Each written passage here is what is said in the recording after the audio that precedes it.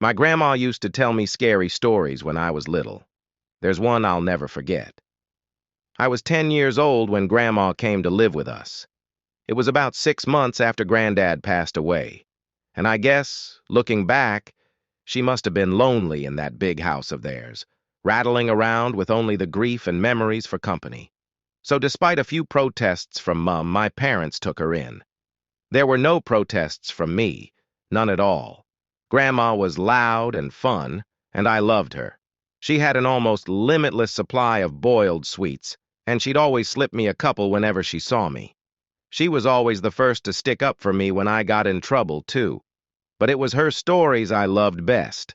Grandma had all kinds of stories.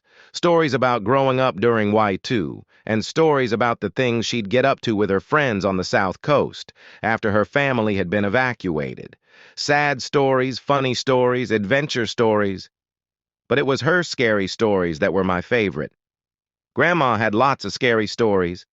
She told me she dabbled in the occult when she was a teenager, trying out Ouija boards with her friends, tarot cards, fortune-telling, all that stuff.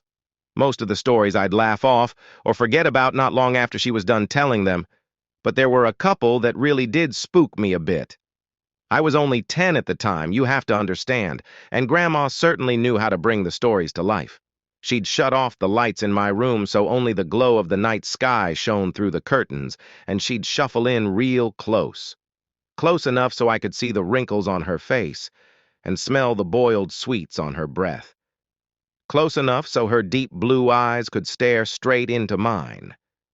She must have given me nightmares with a few of those tales. But now, years later, there's only one that I can still remember, only one that stuck with me. The story about the shower and Mr. Longfingers.